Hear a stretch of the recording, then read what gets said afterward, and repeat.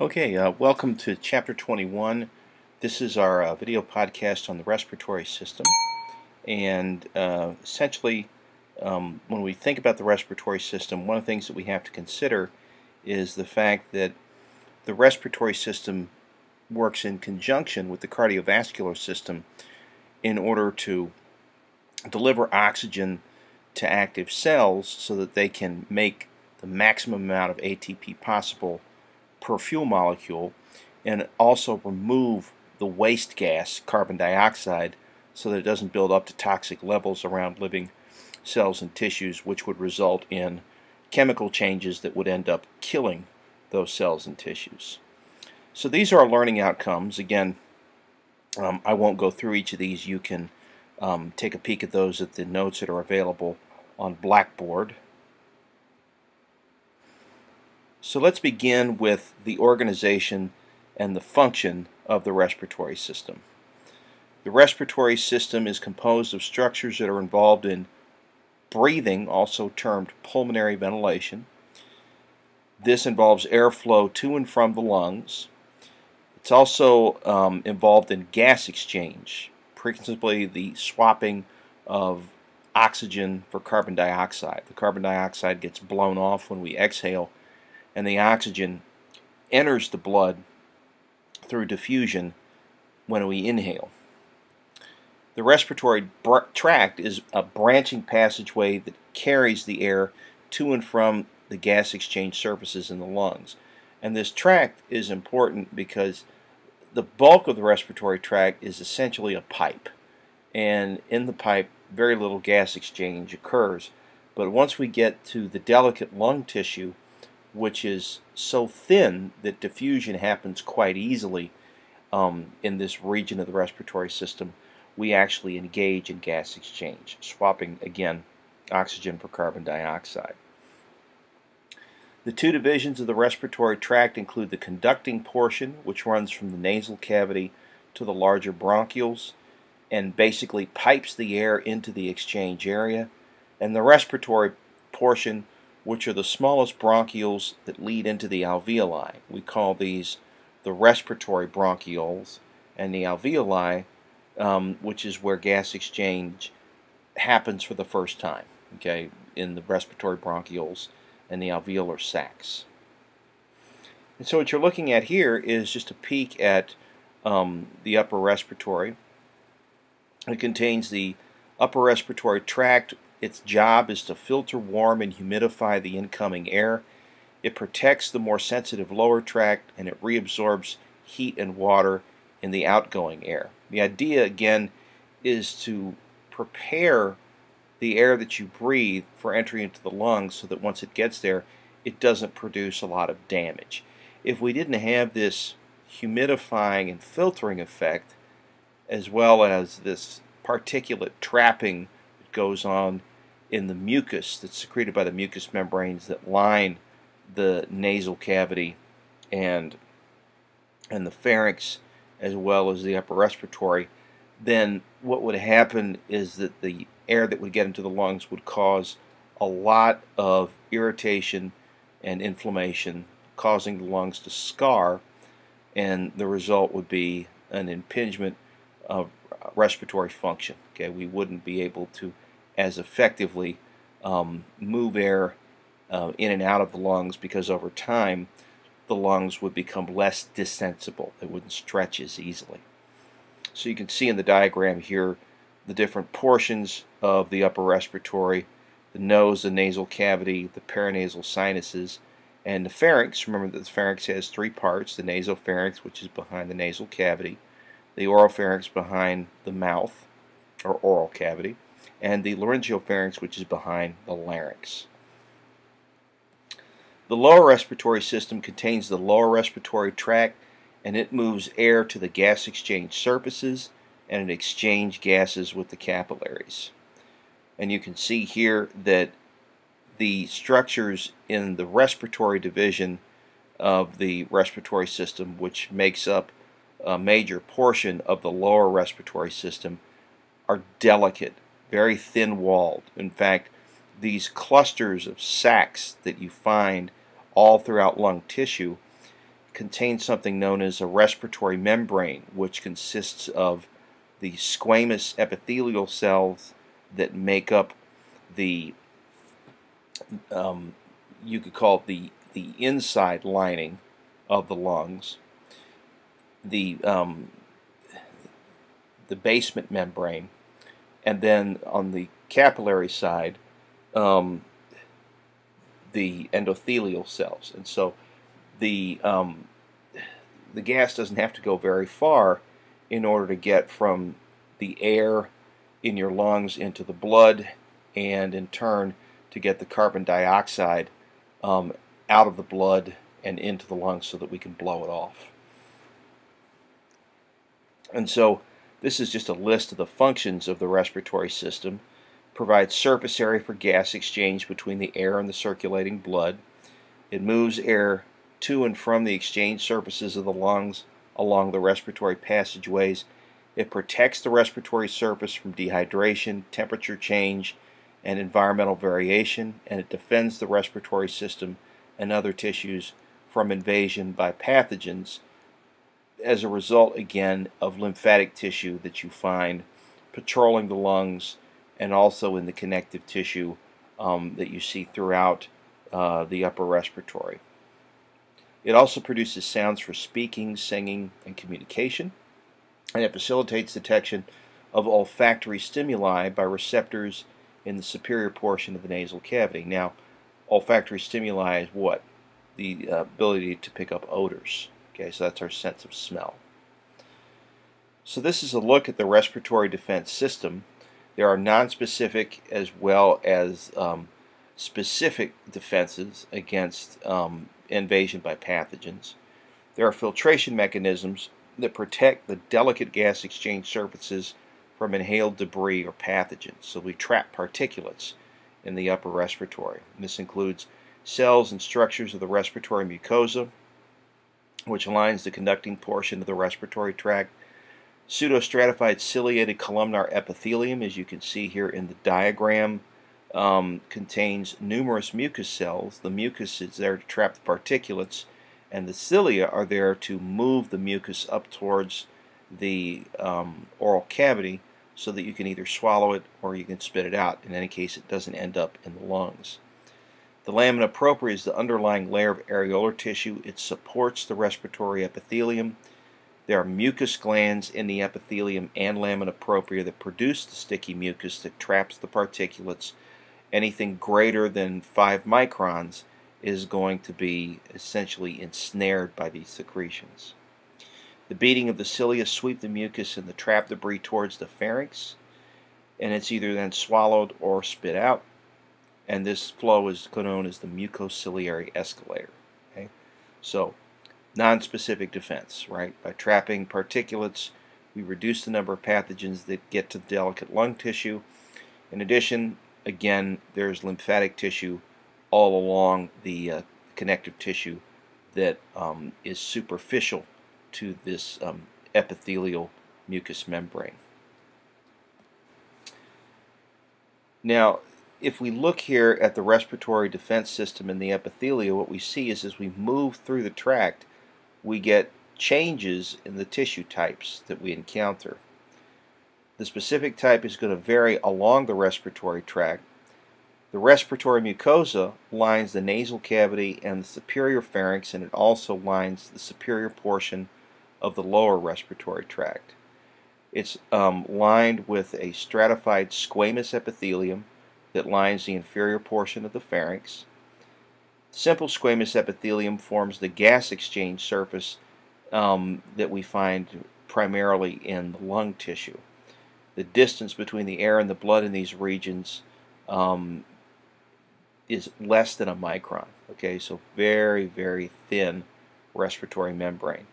And important to understand, again here, that we're looking at a perfect example of how form follows function, right? As we move through different parts of the respiratory, what we see are tissues that are designed for a particular task. Here, the respiratory mucosa and the mucus cells do what? They produce mucus that traps the particulates, and the cilia, of course, are going to propel these secretions and their trapped particulates out of the nasal cavity. Okay, in here in the oral and nasal pharynx and laryngeal pharynx, we see stratified squamous epithelium, which is smooth and slick on the surface, but because there are many cell layers here, we're less likely to damage the tissue when we subject it to mechanical stress, such as is involved in eating, swallowing, and even to some extent in breathing. The respiratory mucosa with the mucus cells lines the upper respiratory, so it lines the trachea, the larynx, and heads on down into the tracheobronchial tree. And the purpose, again, is to produce mucus that traps the particulates and moves them up towards the oropharynx and oral cavity so they don't end up in these very delicate tissues in the lungs. Now, once we get into the terminal portions of the bronchial tree, we see a shift to cuboidal epithelium. Simple cuboidal epithelium allows, again, a certain degree of mechanical strength in these regions of the tracheobronchial tree. There's no real gas exchange happening at this point. We're simply trying to pipe the air to its final destination. But once we get to the respiratory bronchioles, what we find is simple squamous epithelia lining the respiratory bronchioles as well as the alveolar sacs. And this is where, of course, the gas exchange takes place. Cystic fibrosis is a common lethal inherited disease among Caucasians of Northern European descent. It hits 1 in 2,500 births, and it results in the production of abnormally thick and sticky mucus in the conducting division of the respiratory tract. This mucus restricts the airflow and blocks smaller passageways. The result is that pathogens will colonize this stagnant mucus, and that will produce now an even thicker mucus as the bacteria that die release their DNA and their other macromolecules, and the result is going to be secretions that are very hard to clear out of the lungs and also impede gas exchange. In the United States, the median predicted age of survival is the mid-30s. Death generally results from heart failure associated with chronic bacterial infection of the lungs. Now, one of the things that we need to appreciate about this defect is that it's a deletion of a pump that helps to maintain the proper ionic distribution across these cells that line not just the respiratory tract, but the reproductive tract and to some extent the GI. The result is that you produce secretions that are very high in sodium chloride, and this is what causes them to thicken and to become colonized with bacteria. Because it's an inherited disorder, there's no way to fix the problem, but we do have treatments. One of the treatments is to use a device called an ambivest, and what the ambivest does is that it plugs into a power supply and fits around you like a life jacket, and when you plug it into its source and turn it on, it beats very rapidly, and this allows you to cough up the mucus and clear the lungs. Okay, very important. Inhalers with components such as DNase also help to loosen the mucus and make it easier to clear because it breaks up those large macromolecules and makes the secretions less viscous. Okay, so bottom line, we can manage the condition, but we can't cure it. The gene for CF was actually discovered here in Cincinnati at the Children's Hospital Research Foundation. The donation for this foundation that is directed at trying to work with CF was the brainchild of Boomer Esiason, and his son Gunnar had CF, and what he decided to do was dedicate a large amount of cash to open the CF Center at Children's and donations have been flowing in ever since. As a result of the discovery of this deletion mutation that's diagnostic for CF, we can pick this up using amniocentesis, and the parents can use that information to prepare to deal with the condition in their yet-to-be-born child.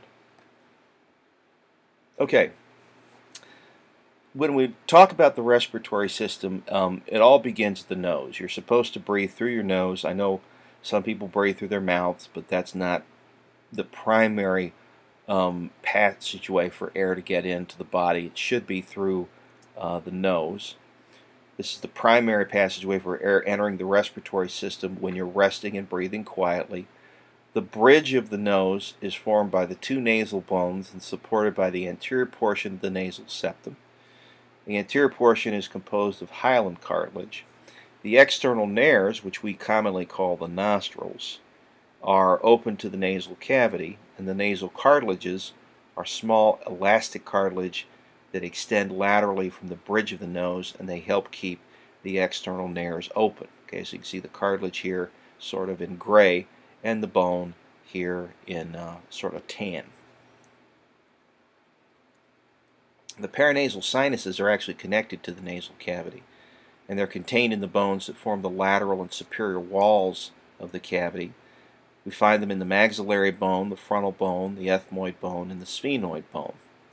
Mucus is secreted by the sinuses, helps to keep the surfaces of the nasal cavity moist and clean. Now, occasionally what can happen, as you know, is you can get a cold that can become a sinus infection. And the reason this is bad news is because once the bacteria that produce these sinus infections and the viruses that initiate these infections set up in the paranasal sinuses, because the passageways into the nasal cavity are quite tiny, it's very difficult to try and clean out those infected membranes. And it's also extremely uncomfortable. When you have a sinus infection, it produces a lot of pressure behind the eyes, and this can lead to headache and obviously fatigue.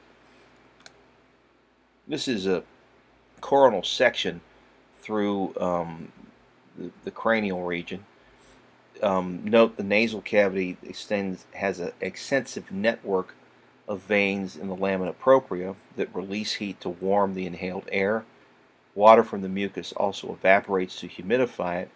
The air moving from the nasal cavity to the lungs is heated nearly to body temperature and saturated with water vapor. The reverse occurs when you breathe out. We reabsorb heat and water. We reduce heat and water loss to the environment as a result.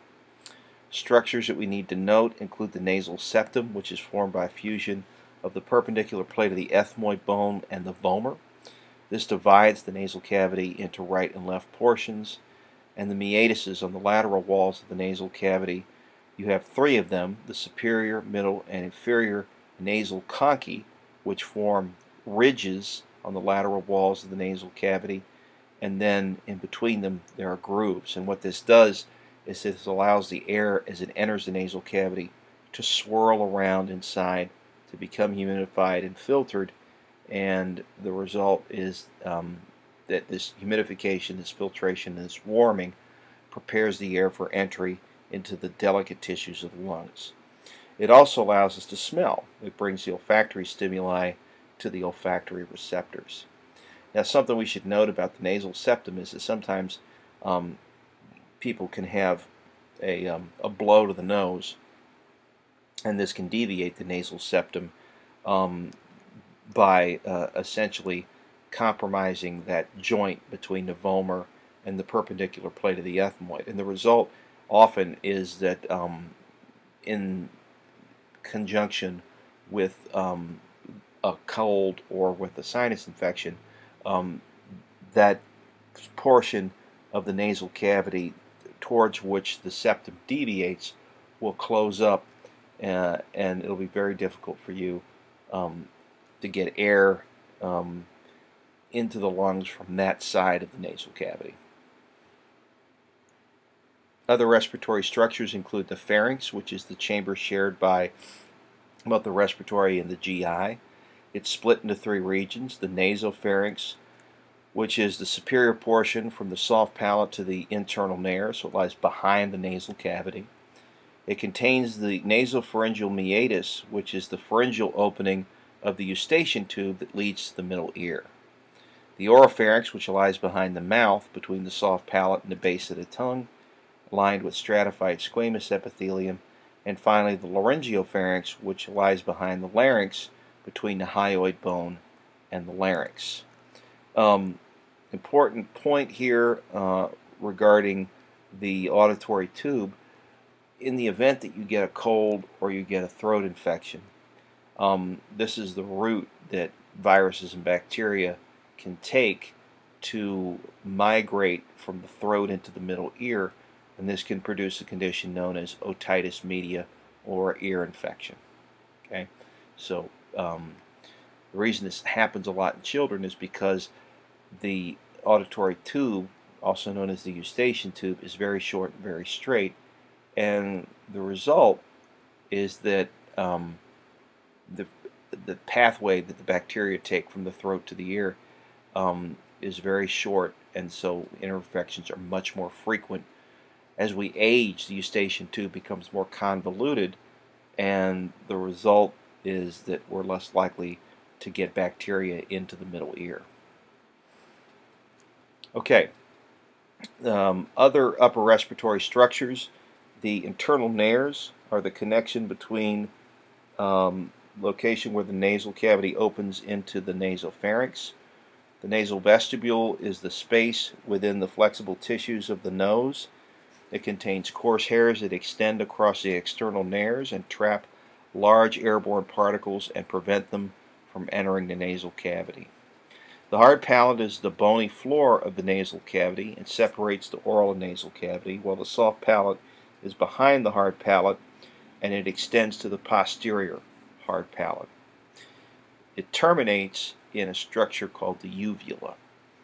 The glottis is the opening to the larynx, while the larynx is where the vocal cords lie, and it also protects the glottis. The trachea conducts the air towards the lungs and will eventually branch into the primary bronchi. The larynx, sometimes known as the voice box, has three large unpaired cartilages and three smaller paired cartilage.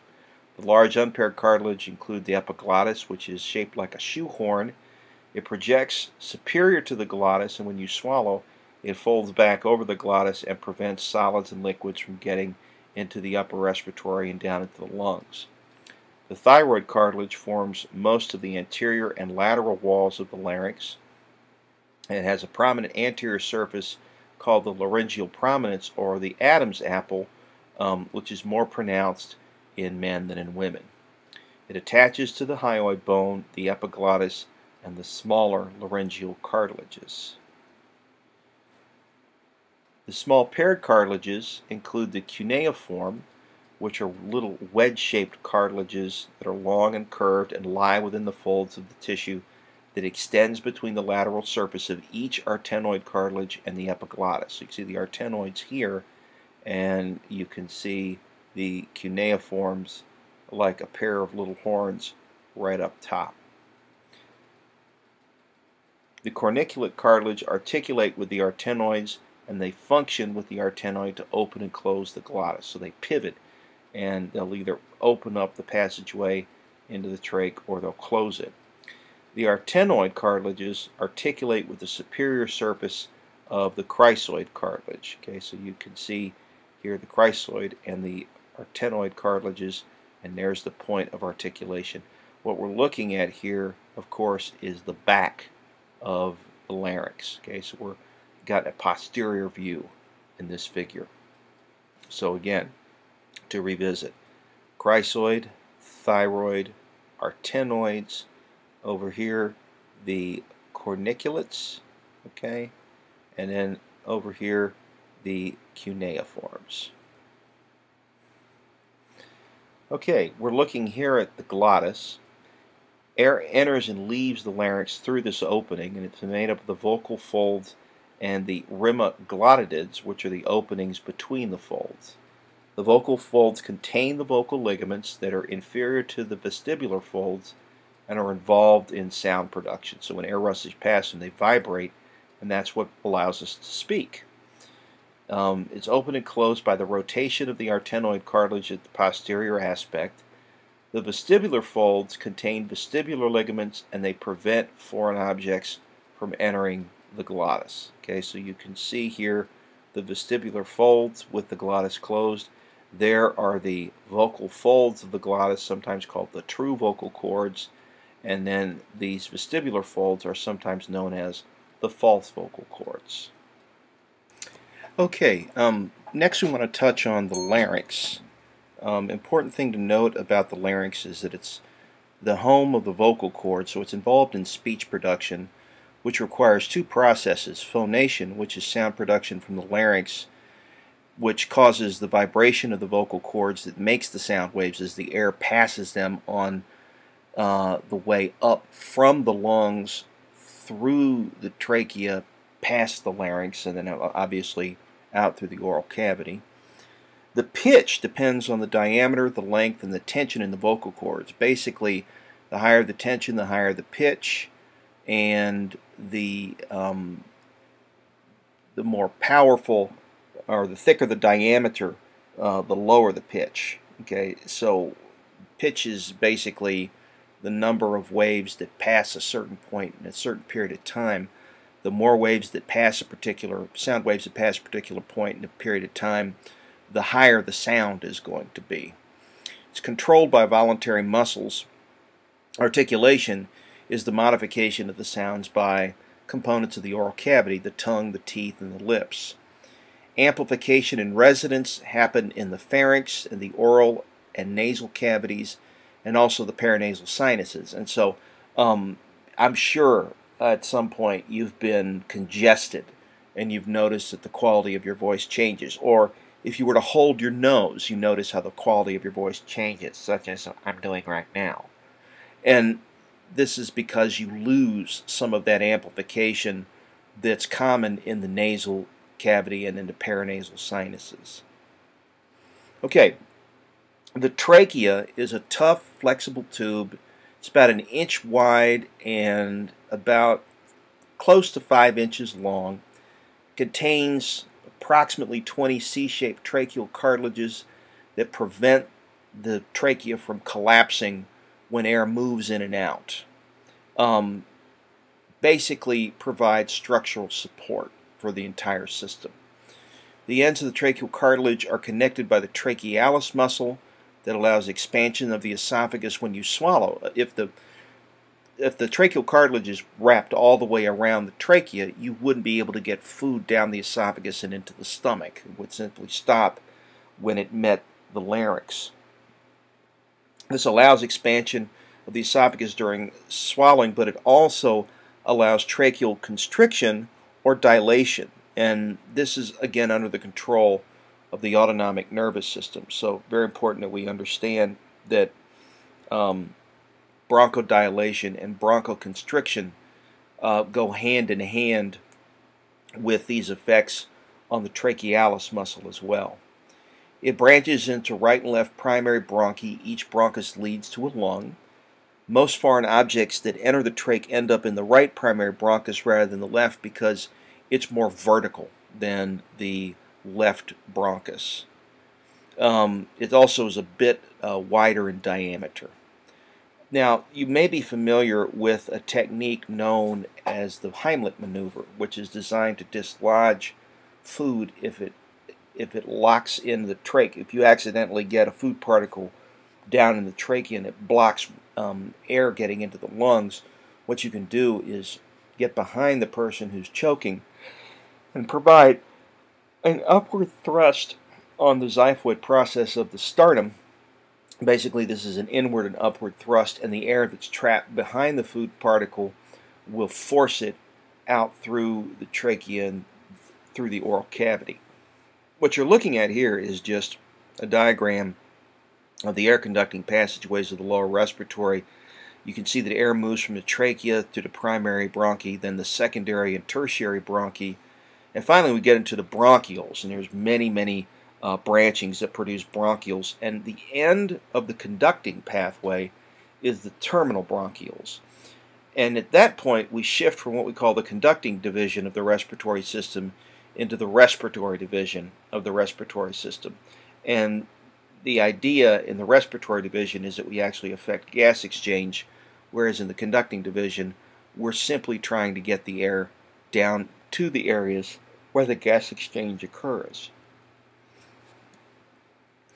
Okay, the bronchioles have walls that lack cartilage, and they have thick layers of smooth muscle. Sympathetic innervation causes bronchodilation. Now you might think, okay, well, why is this?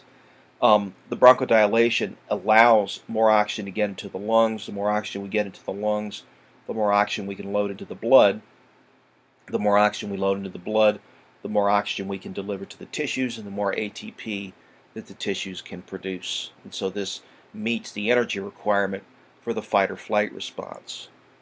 Relaxation of the muscle results in increased diameter and airflow. Parasympathetic innervation causes bronchoconstriction, which results in contraction of the muscle and decreased diameter and airflow. Extreme bronchoconstriction can occur in asthmatics when they get exposed to their trigger, and this produces a very traumatic event. Air can't get into the lungs to the extent that you can maintain normal respiratory function, and this is why an asthmatic will always have an inhaler nearby containing epinephrine or albuterol in order to relieve these bronchoconstrictive episodes. Okay, there are two types of bronchioles: terminal bronchioles that radiate out from the tertiary bronchi that lead to the pulmonary lobules where the gas exchange actually happens, and the respiratory bronchioles, which begin the respiratory division and mark where the gas exchange can first take place. Gas exchange in earnest doesn't actually engage until we get into the alveolar sacs and the alveoli themselves, so that we can exchange carbon dioxide for oxygen across the respiratory membrane. And so this is a diagram just showing you the conducting passageway as we branch into ever smaller tubes that bring the air down into the lungs. You can see how the trach branches into the primary bronchi. You can see the secondary bronchi branching off, and then as we head down, tertiary bronchi radiate off of those, and then finally, as we branch and branch and branch, we get all the way to what we call the terminal bronchioles. Okay, you can see them here, and that marks the end now of the conducting division, and the respiratory bronchiole begins the gas exchange in earnest. The tracheobronchial tree is quite extensive, much more so than you see in this figure. If we were to pour latex in the tracheobronchial tree in a preserved specimen and remove the lung tissue, you would have a perfect outline of almost every square inch of the lungs. So you don't have to worry about whether or not air can get to the gas exchange tissue. The tracheobronchial tree ensures that as a result of its extensive branching. Okay, the trachea lead into the primary bronchi, which branch into secondary bronchi, which branch into tertiary bronchi, which continue to branch until we get to bronchioles that end the conducting division at the terminal bronchioles, leading now into the respiratory division, beginning with the respiratory bronchioles that bring the air into the alveoli, where the bulk of the gas exchange actually takes place. The bronchi branch into smaller and smaller tubes, and at each branch the diameter gets tinier. An overall approximately 8-fold decrease is experienced from the trachea to the terminal bronchioles, where we see a diameter of about 0.5 millimeter. This is a look at the tracheobronchial tree. You can see in the diagram 2 primary bronchi each lead to the 2 lungs. Each primary bronchus branches in a pattern often called the bronchial tree. The primary bronchi branch to the secondary bronchi, then into the tertiary bronchi, which continue to branch. Each tertiary bronchus supplies air to a specific region known as a bronchopulmonary segment. Okay, and you can see them stained here in this figure: blue, green, and yellow. Okay, the different tertiary segments. This is just a look at the gross anatomy of the lungs, and one of the things you'll notice immediately is that they have different size and shape. Each lung is split into lobes. The right lung has 3, a superior, middle, and inferior lobe, which are divided by horizontal and oblique fissures. The left lung has two lobes, a superior and an inferior lobe, that are divided by a single oblique fissure you can see here. It also has an indentation known as the cardiac notch to make room for the heart as it tilts to that side of the chest. The lobes are split into bronchopulmonary segment. Each lung is surrounded by a pleural cavity, and each lung has a blunt cone shape towards the top near the clavicle. The tip extends to the superior border of the first rib. It's concave at its inferior portion, and it rests on top of the diaphragm, which is the skeletal muscle that provides most of the force of breathing, ventilation. The apex is the superior portion, and again, it is near the clavicle. The hilum, we're here looking at the back of the lungs, is a medial depression in each lung that allows the primary bronchi as well as the pulmonary vessels, nerves, and lymphatics to enter and exit. The root of the lung is a meshwork of dense connective tissue that fixes the positions of the bronchi, the major nerves, the blood vessels, and the lymphatics. Again, as we see, connective tissue serving as the body's glue. Grooves marking the position of the great vessels also show up on the medial surfaces. But again, you can see how the hilum represents a critical anatomical feature for the lungs, as it allows passage for the nerves and the blood vessels, as well, obviously, for the bronchi to enter into this mass of tissue that's going to be used primarily for gas exchange. What you're looking at here, again, is just the branching that we experience as we move from the trachea into the bronchioles that get ever smaller. A pulmonary lobule, remember, is supplied by a single terminal bronchiole. So you have about 6,500 terminal bronchioles per lung. The terminal bronchioles branch to become respiratory bronchioles inside a lobule that marks the beginning of the respiratory portion of the respiratory tract. The respiratory bronchioles open into the alveolar ducts that lead into the alveoli, and this is where the gas exchange actually occurs. Now what you're looking at here is really the business end of the respiratory system. This is where the gas exchange takes place. The alveoli are supplied by an alveolar duct, and they're attached to a common chamber, forming what we call an alveolar sac. You've got about 150 million of these per lung, so that's quite a bit of surface area. They give the lungs a spongy appearance. It's surrounded by an extensive capillary network that allows for gas exchange. It's also surrounded by elastic fibers that allow expansion and recoil with air movement in and out. The pleura are the serous membranes that surround the lung. Remember that the visceral pleura clings to the outer surface of the lung, while the parietal pleura lines the cavity inside which the lung sits, and they secrete a pleural fluid that allows now the lungs to easily move back and forth during the activity of ventilation, so that we don't produce irritation, inflammation, and scarring that would otherwise damage the organ.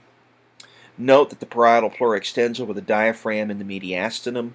The pleural cavity, of course, contains the pleural fluid and coats the pleural surfaces and, of course, reduces friction. Okay, now what we're looking at here is the respiratory membrane itself. Remember that when we're talking about the alveoli, we're talking about the site of gas exchange. There's three types of cells in the alveolar epithelium. Most of the cells are simple squamous epithelia, known also as type 1 pneumocytes, and they're there for gas diffusion. They're very thin and quite delicate. Type 2 pneumocytes generate a compound called surfactant, which reduces the surface tension of the fluid that lines the alveoli and prevents their collapse. So it has essentially a detergent effect. It helps to overcome the hydrogen bonding that causes water molecules to cling to each other. And so this makes it easy for the lungs to expand and contract when you breathe without coming irreparably collapsed when you exhale.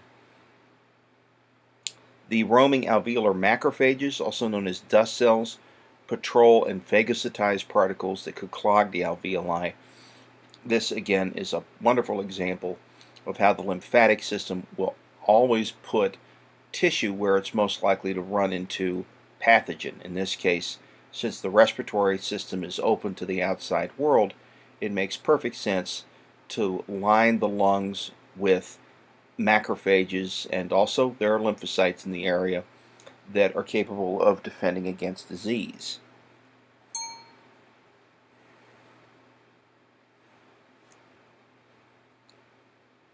Okay, so let's look at the respiratory membrane up close. This is where gas exchange happens at each alveolus. It's quite thin so that diffusion is rapid. It can be as thin as a micron, and it averages about half a micron. It has three layers: the alveolar epithelium, the fused basement membrane, and the capillary endothelium. So basically, a layer of flattened cells, some extracellular matrix, the basement membrane, and then the capillary endothelium directly on the other side. So really only two cell layers thick in terms of the amount of distance that the gas has to diffuse, either from the air in the lungs into the blood that perfuses it, or vice versa. Anything that interferes with this, that thickens this layer, is going to impede gas exchange, such as a buildup of fluid in the lungs, or scar tissue that deposits on the alveolar side of the respiratory membrane.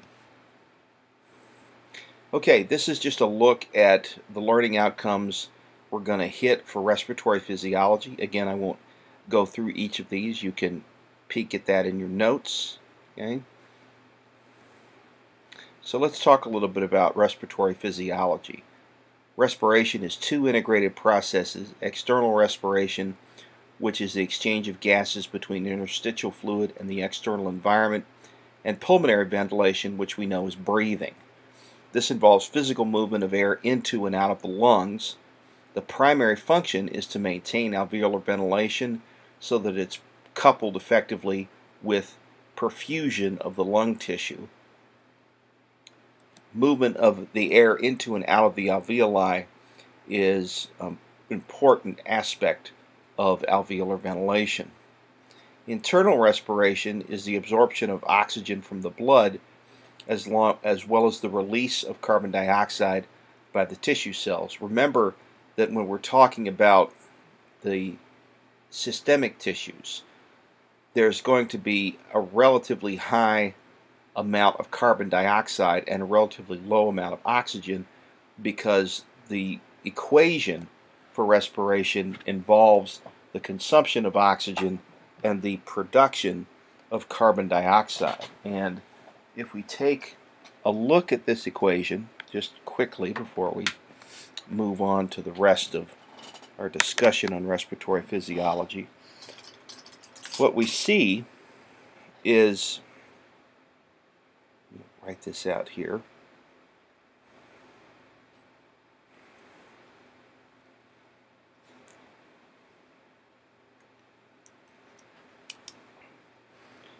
equation that looks like this.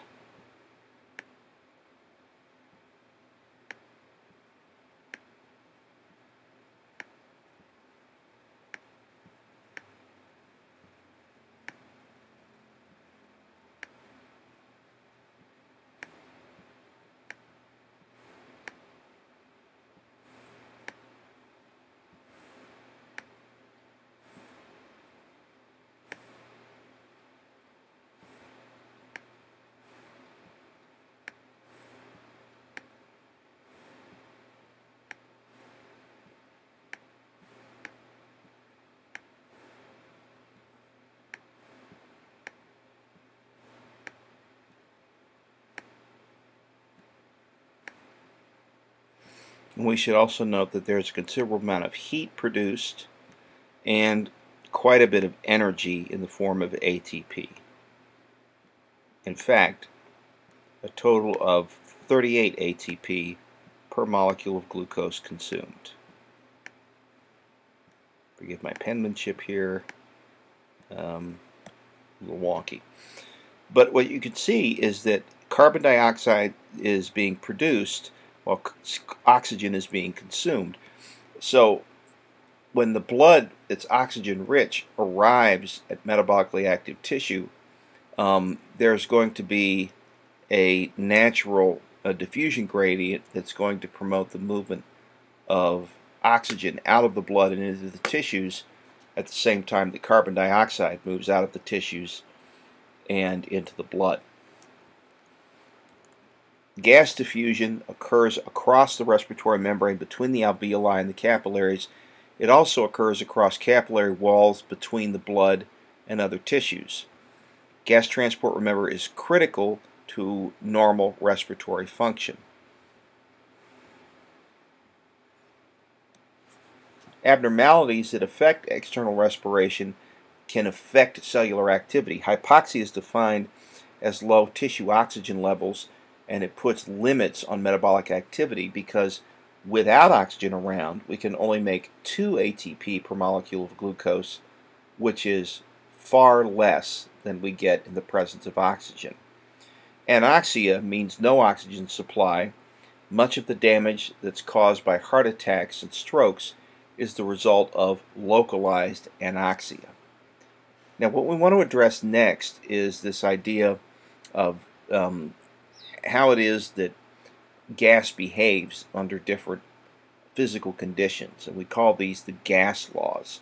So let's take a listen to this video dealing with the gas laws.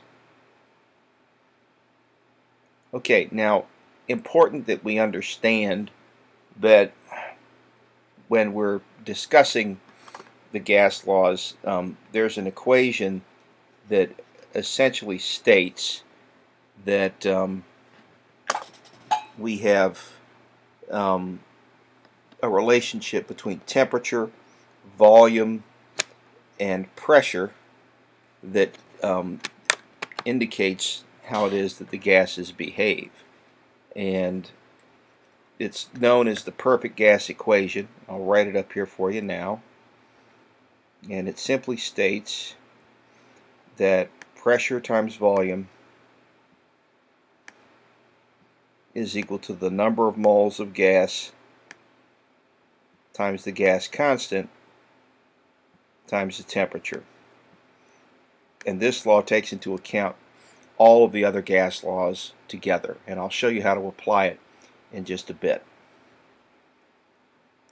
What we're looking at here is a model of the thoracic cavity and the volume changes that occur when you engage in normal breathing.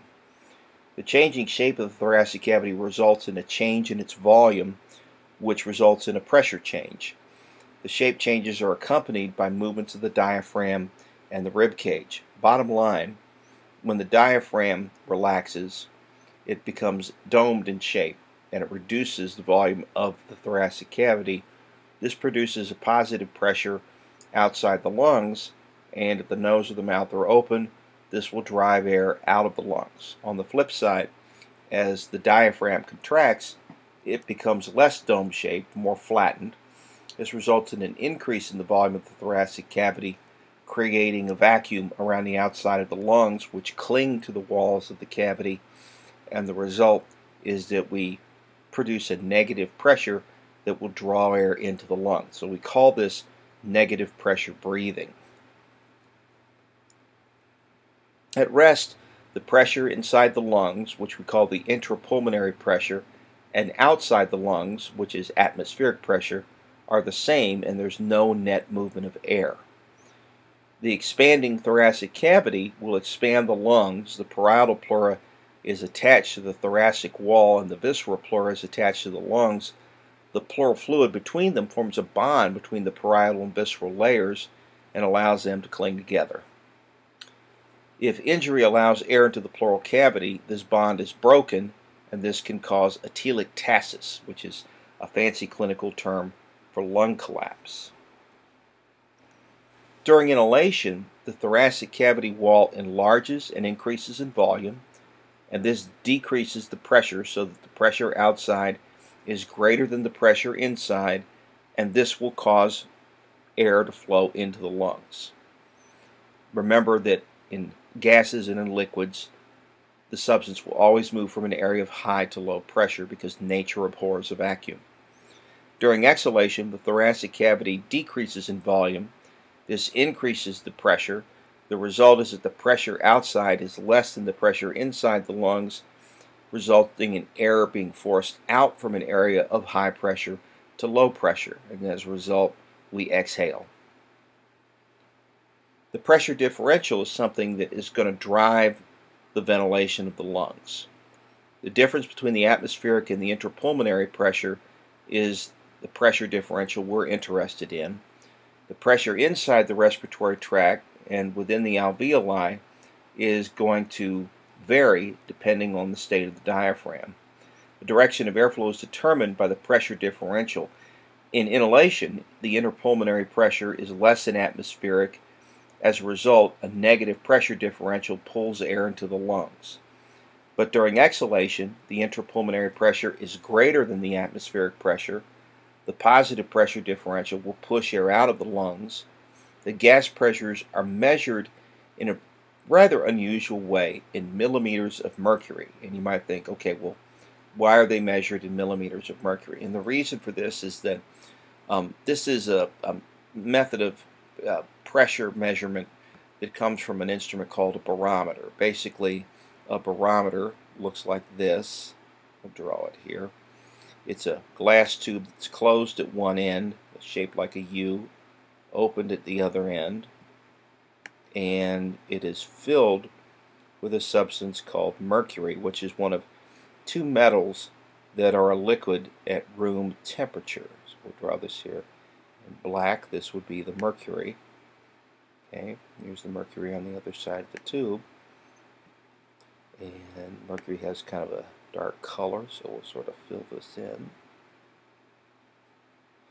And what happens is that as atmospheric pressure pushes down, we'll indicate this in red, on one side of the barometer, it forces the mercury in this direction. And since this end of the tube, the closed end, is under a vacuum, what will happen is that the mercury will rise in proportion to the pressure exerted by the air on the open end of the tube. And what we have on this side of the tube is basically a scale that's divided in millimeters, and the number of millimeters high the mercury is determines the atmospheric pressure. And so there are conversion factors that we should appreciate and know. One is that 760 millimeters of mercury is equal to 1 atmosphere. So we write this mmHg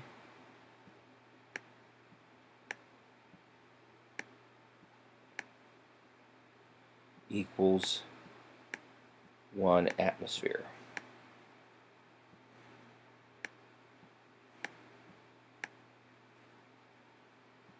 Okay. These are some of the different units of measurement of pressure. I won't go through each of them, but know them, be familiar with them, and it's a good idea to understand how to convert between the different pressure measurements. Now, I won't make you memorize the conversion factor. If we have a question that deals with this on an exam or quiz, I'll provide you the conversion factor, and you can use that in order to determine say the pressure in the lungs, or the atmospheric pressure, or the pressure in the pleural cavity. Okay.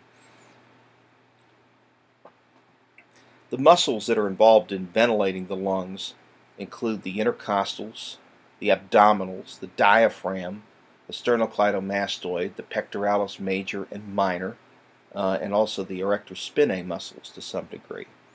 They all have a different role. They may be involved with inhalation. We call these the inspiratory muscles, or exhalation, in which case we call them the expiratory muscles.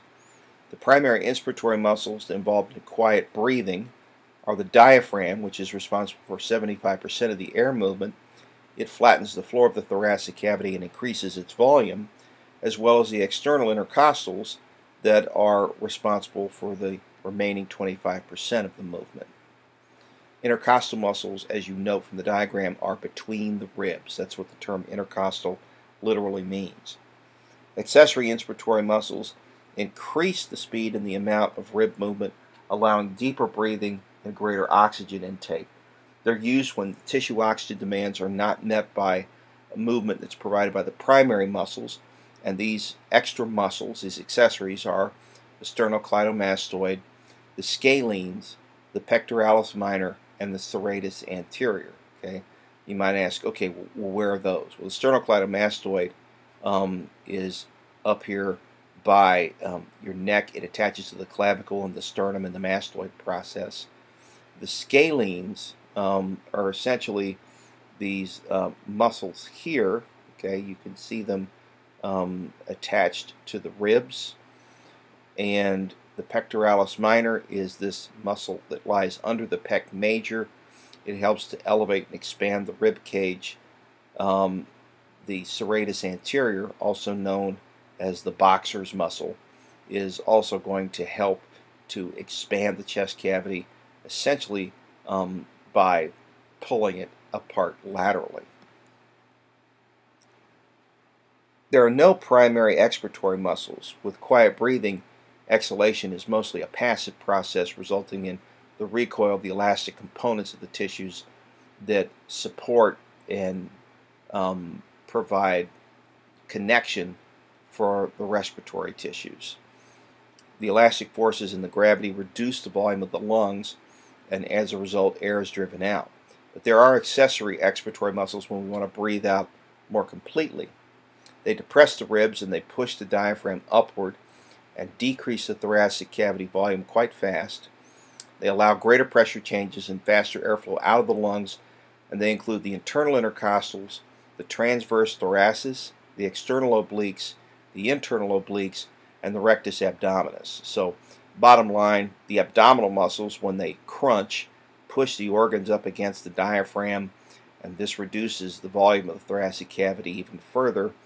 The intercostals help to depress the rib cage, and the transverse thoracis also compresses the rib cage.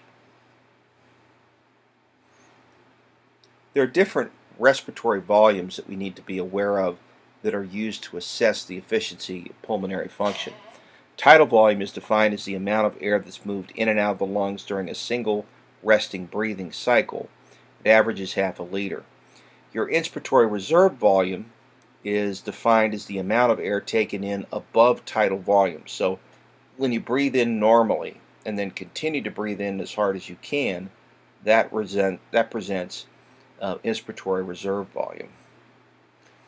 Expiratory reserve volume is the amount of air that you can voluntarily blow out beyond the tidal volume exhalation. So as you breathe out normally and then stop and then continue to breathe out as hard as you can, that would be your ERV. The residual volume is the amount of air left in the lungs after maximum exhalation, and there's no way to measure that directly. What we would have to do is displace the gas using a technique called plethysmography in order to determine essentially where or how much dead air is found in the respiratory system. Minimal volume is the amount of air in the lungs if they were allowed to collapse, and it can't be measured in a healthy individual. Respiratory capacities are the sums of these different volumes. The inspiratory capacity is defined as the tidal volume plus the IRV. The vital is the ERV, the tidal, and the IRV together. The functional residual capacity is the ERV plus residual volume, and the total lung capacity is the vital capacity plus the residual volume. And what you're looking at here is simply a plot showing you these different capacities. So you can see tidal volume here in the blue area on the graph.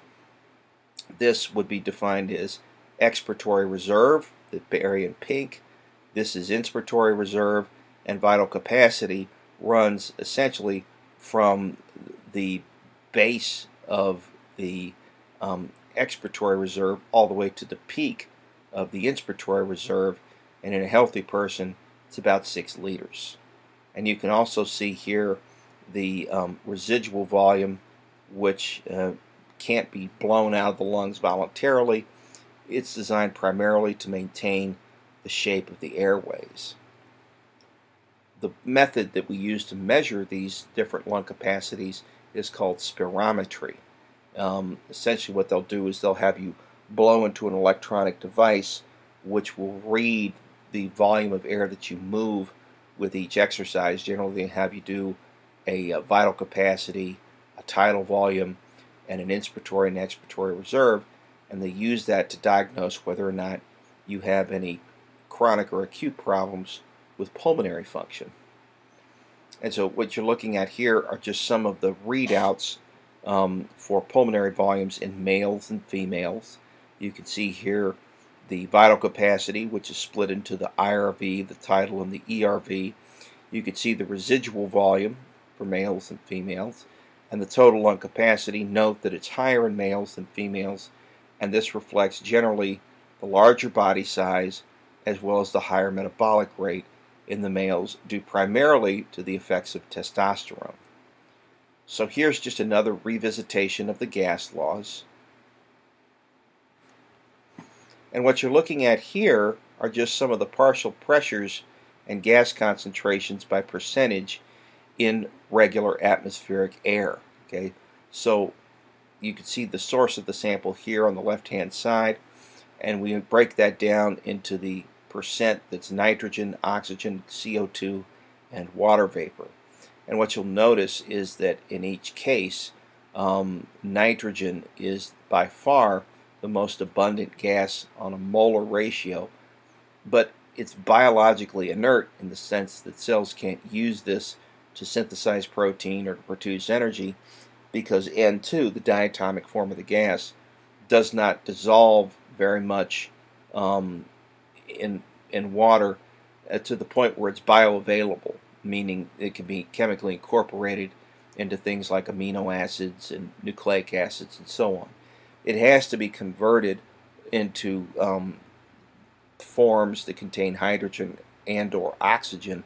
We call these nitrates and nitrites and nitric oxides.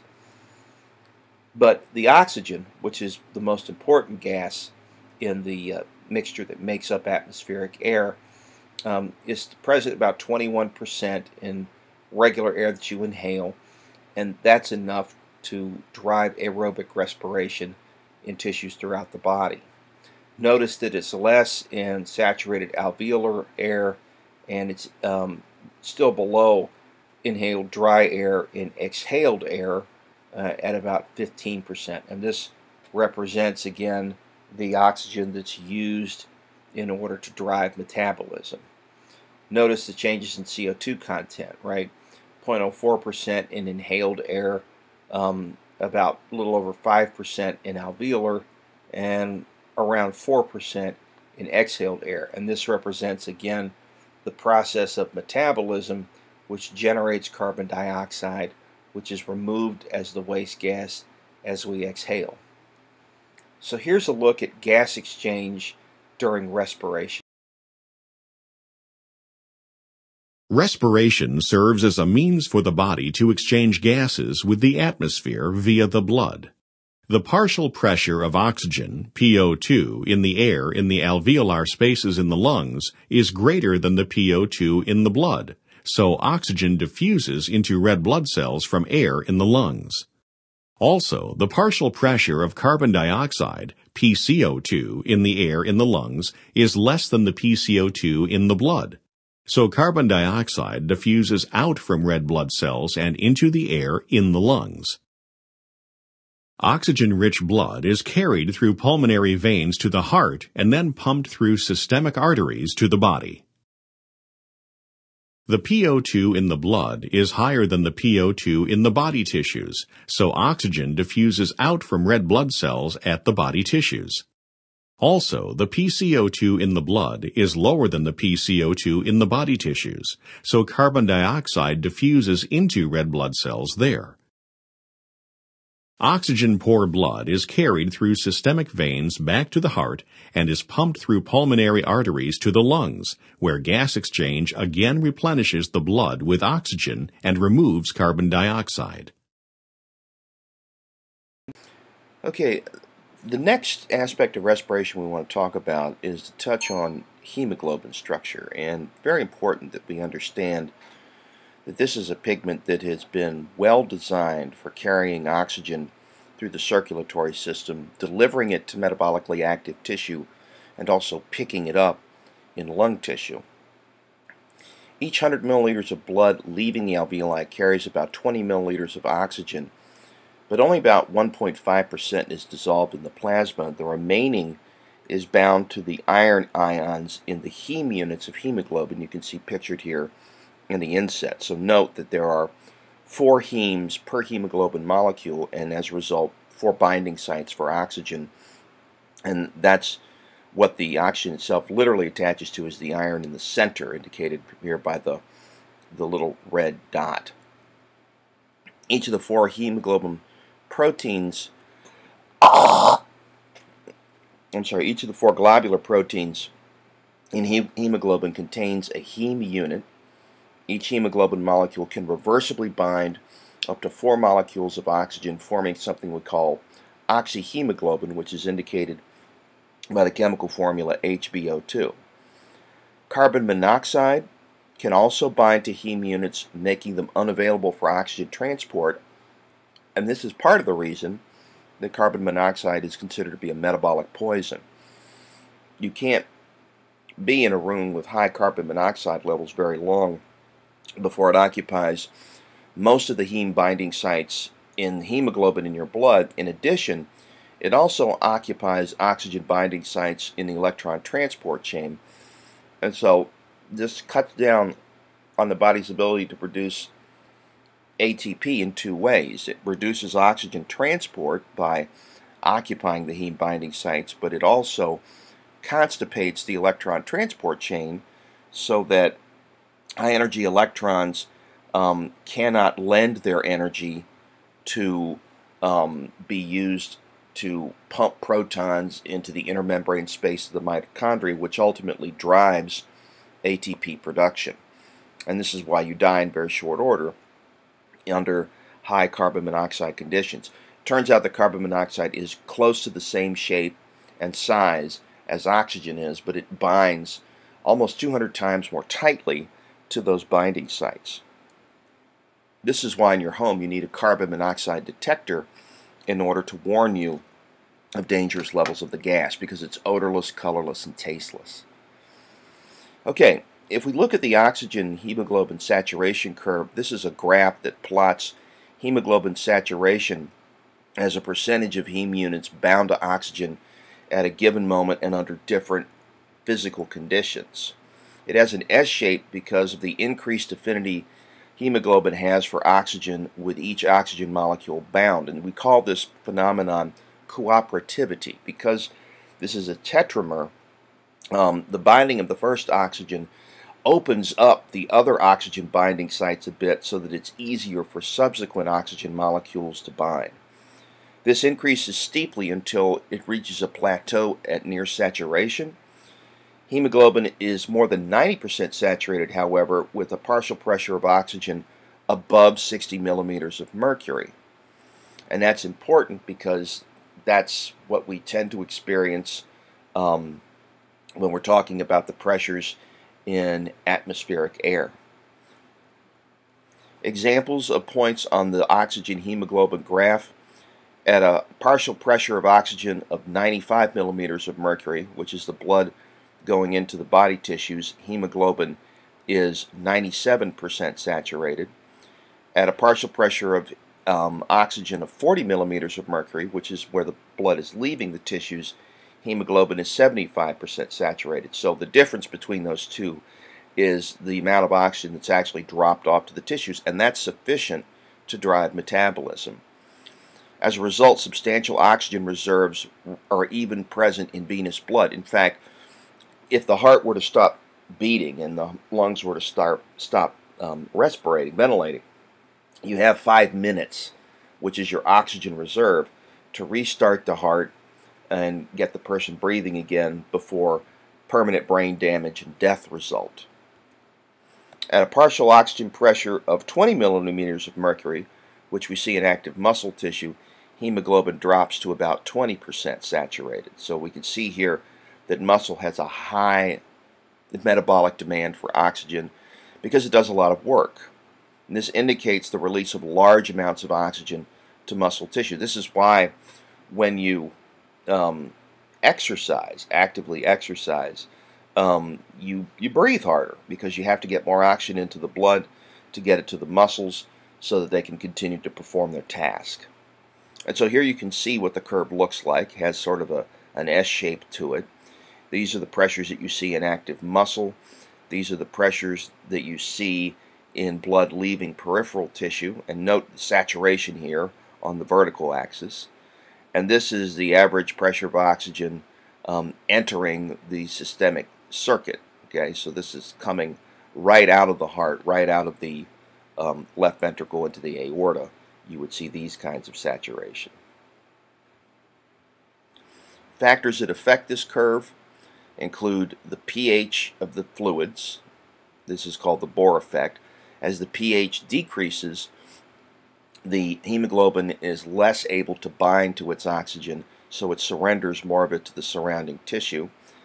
As the pH increases, the curve shifts to the left as the hemoglobin is more capable of holding on to its own oxygen. At higher temperatures, hemoglobin tends to surrender its oxygen more readily, and at lower temperatures it tends to hold on to its oxygen. And then there's a metabolic byproduct called bisphosphoglycerate, which is generated by anaerobic metabolism in red blood cells. The increased bisphosphoglycerate levels lead to the hemoglobin releasing more oxygen, really throughout the cycle, okay, but more intently in areas of the body where oxygen concentration is low and oxygen is being surrendered, and that's when we have to step up BPG production in the RBC. One of the things that happens is that bisphosphoglycerate production declines as red blood cells age, and the result now is that those red blood cells are going to hold on to more of their oxygen because of the reduced amount of BPG in those cells. And so here you can see what the curve looks like. And the reason that this curve is interesting, as we'll see in the next 3 slides, is because what we note about the curve is that conditions present in metabolically active tissue are the conditions that favor oxygen release by hemoglobin. Here we see an example of changes in pH shifting the curve to the right. Okay, notice that the more acidic the conditions are, the less oxygen is going to be bound to the hemoglobin, and that's indicated if you were to take let's pick a partial oxygen concentration via a pressure. Let's say 40 millimeters of mercury oxygen pressure. If we go up here to the red curve, okay, what we see is a saturation. Well, let's draw it and make it a little bit easier to see. We'll draw it in blue. So if we go up this curve at a particular let's go back to where we wanted to be here. If we go up this curve to a particular at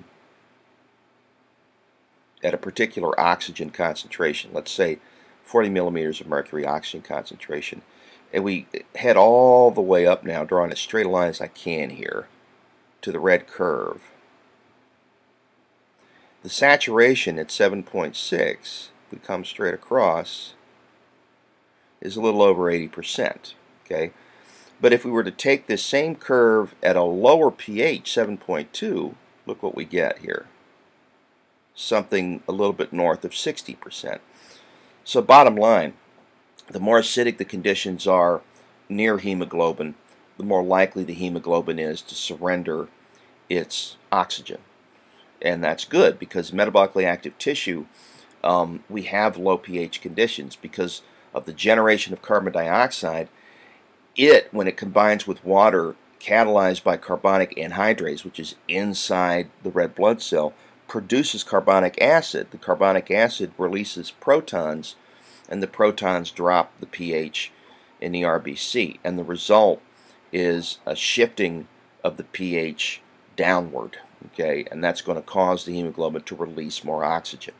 So that's the pH curve. This is the Bohr effect, okay, that you're looking at. Bohr effect.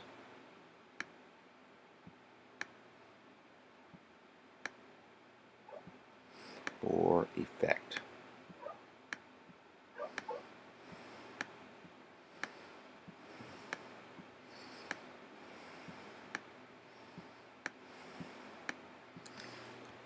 Okay, this next curve is a temperature curve, and you can see again that the curve shifts to the right as the temperature increases. Notice the red trace further to the right over here than the blue trace. And again, the idea is that as temperatures go up, the hemoglobin is less likely to hold on to its bound oxygen.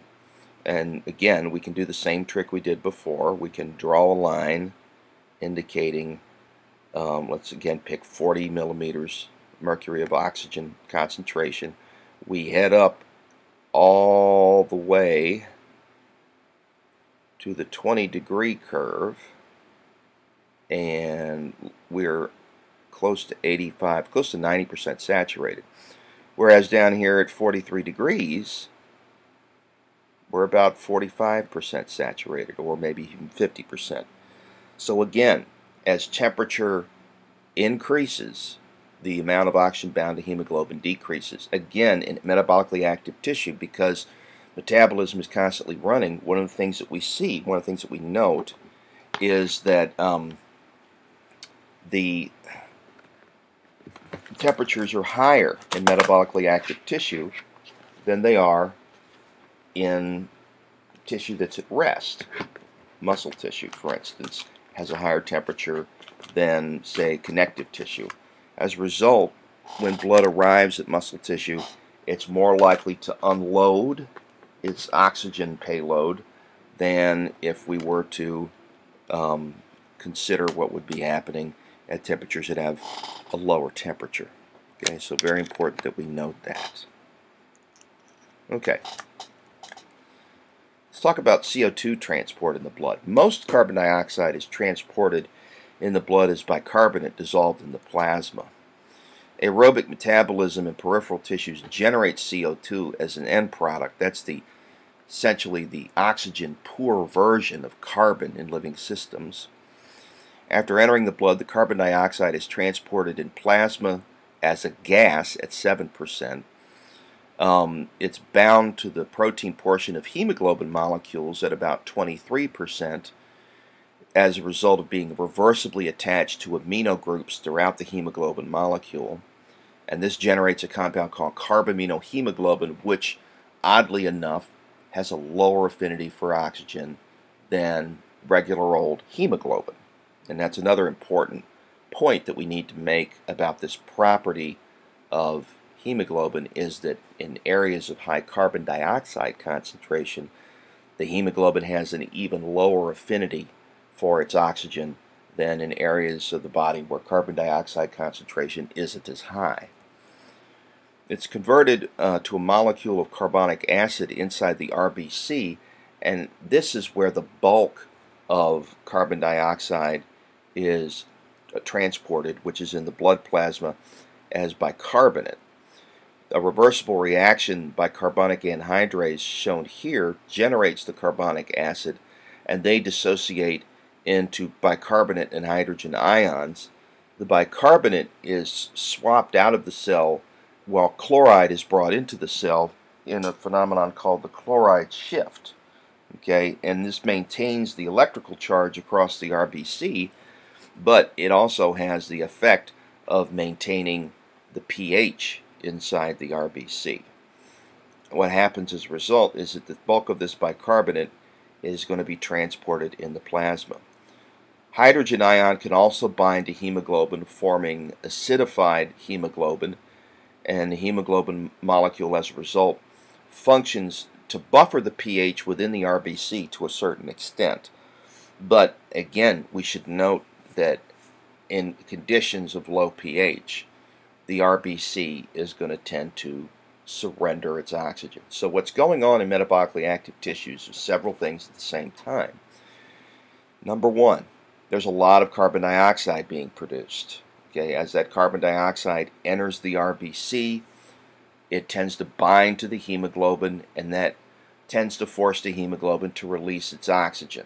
Because what happens is that as the carbon dioxide tries to find its binding sites on the hemoglobin, it changes the shape of the oxygen binding sites and forces the oxygens out. So it's sort of a push-me-pull-you effect. In addition, because of this carbon dioxide effect, we're also producing a lot of carbonic acid. Okay, the result of the carbonic acid production is that protons bind to the hemoglobin, and that causes the hemoglobin molecule again to have less affinity for the oxygen that is bound to it. Okay, that's the Bohr effect we were talking about earlier. And finally, the temperatures are higher in metabolically active tissue, and that also causes the hemoglobin in the RBC to release its oxygen more effectively. So here's a look at how carbon dioxide is transported in blood and plasma. Okay, you can see here that carbon dioxide is going to diffuse in down its concentration gradient. A small amount of it will remain in solution in the plasma, transported as a gas. The rest in the RBC, part of it, about a quarter of it, will be converted into carbaminohemoglobin, and that'll reduce the affinity of hemoglobin for oxygen. Hydrogen ions bind to the hemoglobin, forming protonated hemoglobin, and that also reduces its affinity for oxygen. Over here on the other side of the diagram, 70% is converted to carbonic acid by carbonic anhydrase. The carbonic acid molecules dissociate into hydrogen ions and bicarbonate. The net reaction shown here, and then bicarbonate is swapped for chloride through a pump, through an antiport, and it then is carried in the blood, which is going to be the rest of the bulk of the CO2. Okay, so close to 70% of the carbon dioxide that's transported in blood is as bicarbonate ion, the soluble ionic form of the gas. Okay, gas equilibrium essentially dictates that oxygen and carbon dioxide partial pressures are stable in the alveoli and the tissues. For example, every oxygen molecule entering the peripheral tissues is balanced by an oxygen molecule that's absorbed by the alveoli. The equilibrium is disrupted when tissue oxygen demand goes up because we have to support more activity. We have to deliver more oxygen to the tissue so they can continue to make ATP in order to sustain that activity. As a result, the respiratory rate and the tidal volume go up. Without that increase, alveolar blood and tissue oxygen concentration levels will drop, and carbon dioxide levels would increase. Okay, so this would have a twofold effect. Number one, less oxygen to the tissues, so less ATP production, so we can't support the activity. In addition, carbon dioxide levels begin to build, and this changes the pH around the active tissue, causing it to become more acidic, and the result eventually will be death of those cells and tissues.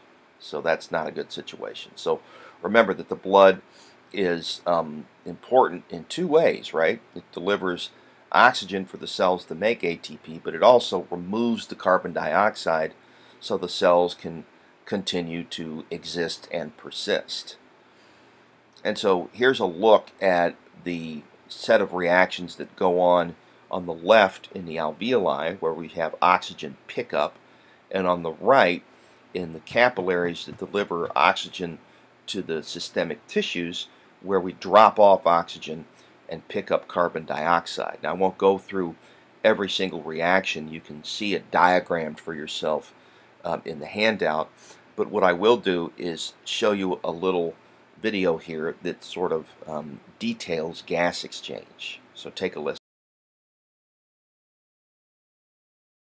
Whether you're racing in a triathlon or doing something less strenuous, you need to breathe in oxygen to help you get energy, and breathe out carbon dioxide, a waste product.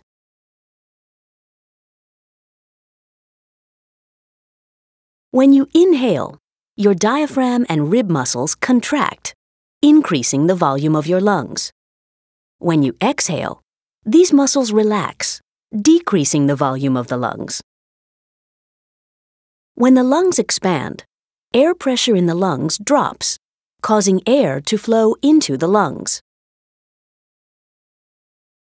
When lung volume decreases, air pressure increases, causing air to flow out of the lungs.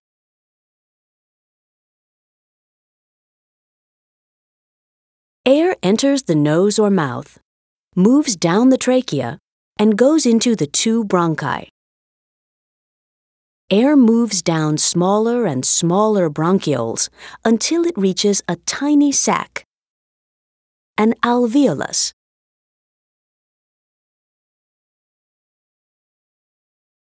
Each alveolus is surrounded by capillaries.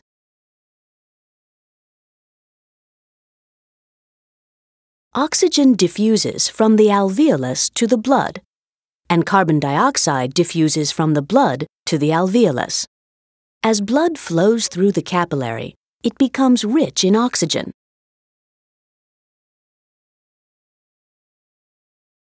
In the blood, oxygen diffuses into a red blood cell and binds to hemoglobin, a protein made up of 4 subunits. One oxygen molecule can bind to each subunit. Oxygen-rich blood flows from the lungs to the heart.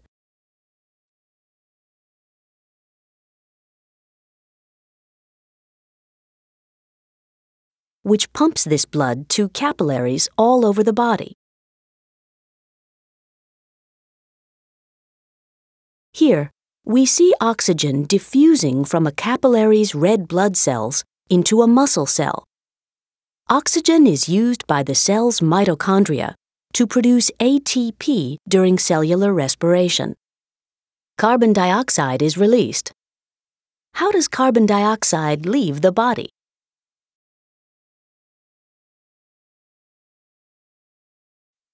Carbon dioxide diffuses from cells into capillaries.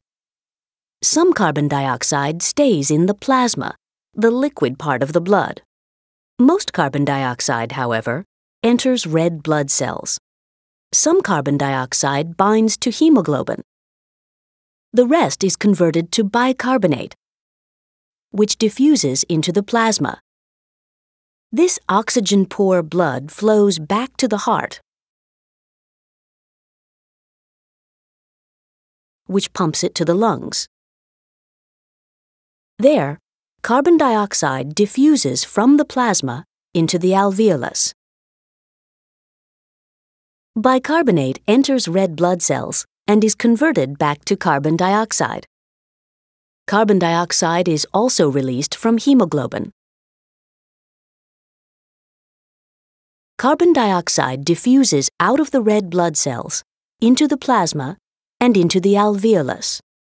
When you exhale, air flows out of your lungs. And that's how you release carbon dioxide, get oxygen, and keep on running.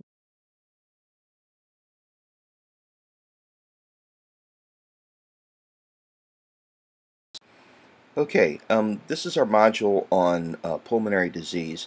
Lung compliance is essentially a measure of how easily the lungs can stretch out, and it's influenced by internal lung structure that affects its elasticity and its resilience, basically its ability to stretch.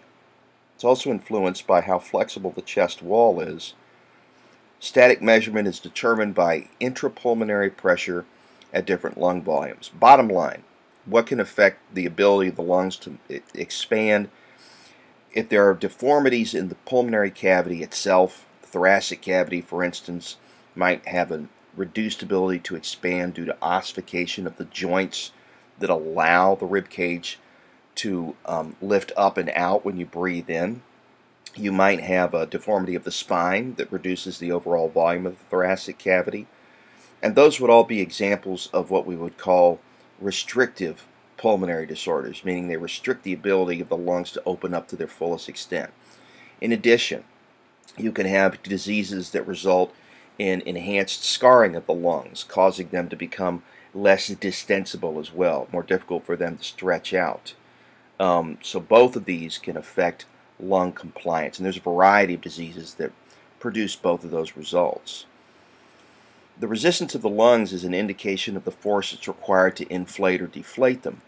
The muscular activity involved in pulmonary ventilation accounts for about 5% of the resting energy demand. An increase in resistance means more force is required for you to breathe, and we need increased energy with each breath in order to ventilate. Okay, so this is going to consume a lot of your fuel. Chronic obstructive pulmonary disease, or COPD, is just a general term for a progressive disorder of the airways that restricts flow, and there's 3 examples of COPD. Asthma, or asthmatic bronchitis, which is a term used when symptoms are acute and intermittent. Basically, you see restriction of the airways due to exposure to a trigger. Okay, what happens is that they close up, they bronchoconstrict. We also produce increased amounts of mucus, and we see inflammation. So this is an example of an obstructive disorder. It's going to cut down essentially on your wind speed. Okay, so we need to make that distinction. There are restrictive disorders and there are obstructive disorders. Some diseases do both. The irritation is caused by exposure to some kind of trigger. Now, what the trigger is will vary from asthmatic to asthmatic, because remember, your immune system, while functionally the same to everybody else's immune system, is physically different in the sense that the cells that defend you, those billion different specificities of B and T cells that defend you against the outside world, are going to be a different billion from one person to another. And within those billion, there's the potential for a bad actor, for a B or a T cell that basically overreacts to an environmental allergen and initiates now the response that we associate with an allergic reaction, and in this case an asthmatic response in the upper airway. Some people don't have a trigger, okay, or they don't run into their trigger during the course of their lifetime. Some people have multiple triggers. Some people have a single trigger. Examples include chronic bronchitis, which is a long-term inflammation and swelling of the bronchial lining leading to overproduction of mucus that clogs airways and increases resistance. We see a productive cough in these individuals. Productive cough meaning that they cough up phlegm, and the phlegm is generally populated with pathogens and white blood cells and particulates. Cigarette smoking is one of the most common causes. There are also environmental irritants that can contribute to chronic bronchitis. It often leads to bacterial infection in the lungs due to the fact that it's difficult to clear the mucus, and so the bacteria can begin to culture the mucus, making it even more difficult to move because it becomes more viscous. Subsequent heart failure can cause widespread edema. Low oxygen levels in the skin give it a bluish tint, so the person is cyanotic. Swelling and bluish skin has led to the descriptive term blue bloaters for people with chronic bronchitis. Emphysema is a chronic progressive condition where the alveoli gradually expand and merge with adjacent alveoli, so you lose surface area for gas exchange in this disease. Forms larger air spaces but with little elastic connective tissue to allow for recoil. The loss of respiratory surface area restricts oxygen absorption and leads to shortness of breath. The exaggerated respiratory movements are required to maintain normal blood oxygenation. The combination of heavy breathing and pink tint to the skin has led to the descriptive term pink puffers for people with this condition. Now, something we have to appreciate about emphysema is that it also, over time, will lead to the production of scar tissue in the lungs. So, emphysema can actually negatively impact the respiratory system in 2 ways. It can be both initially an obstructive pulmonary disease, but over time, as the lungs begin to scar from the inside out, it can also contribute to a restrictive condition where the lungs lose some of their elasticity.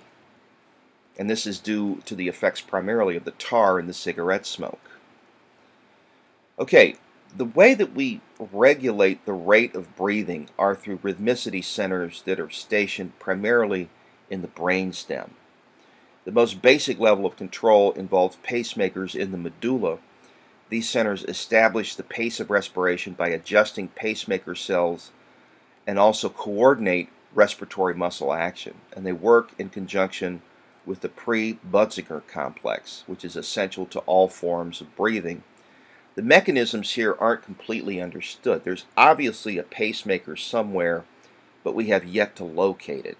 The failure of these pacemaker cells results in a condition known as sleep apnea, specifically central sleep apnea, which we think is a contributing factor to a condition known as SIDS, or sudden infant death syndrome.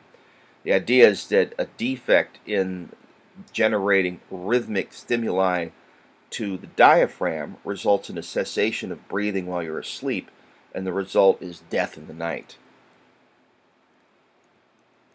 Okay, level 1, the respiratory rhythmicity centers are split into two groups. The dorsal respiratory group, which modifies activity in response to input from chemoreceptors that basically test the blood chemistry for oxygen and carbon dioxide content, as well as for pH level.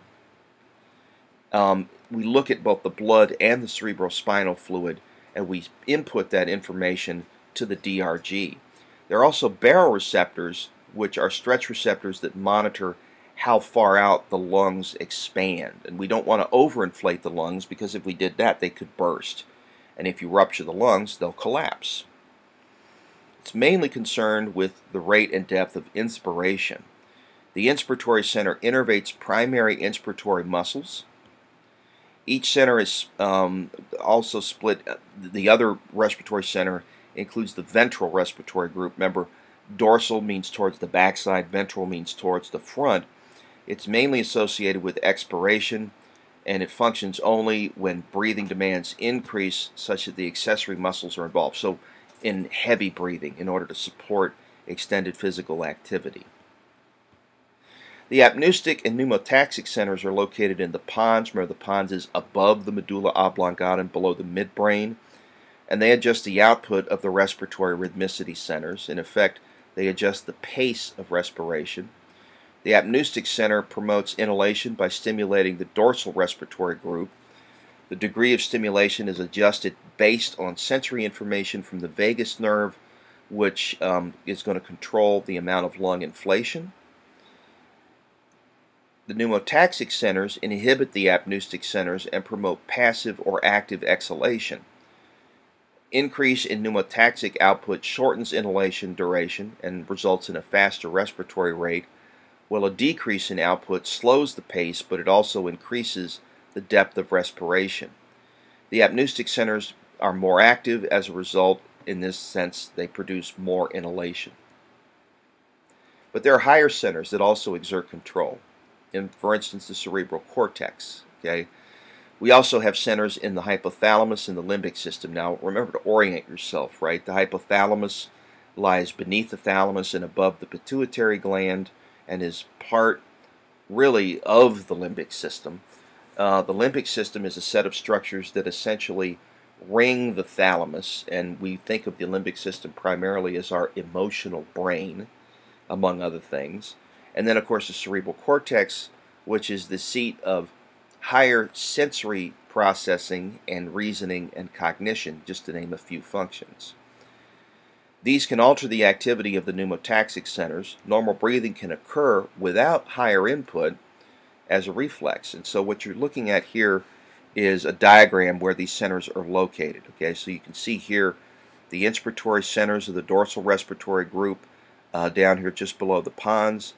The ventral respiratory, inspiratory, and expiratory centers in the medulla, and the pre-Butzinger complex in the lower medulla. And then up here you can see the pneumotaxic and apneustic centers in the pons, and then of course we have the higher centers in the limbic system. That's these structures here, okay, that encircle the thalamus, and also of course the hypothalamus located here, okay, and the cerebral cortex.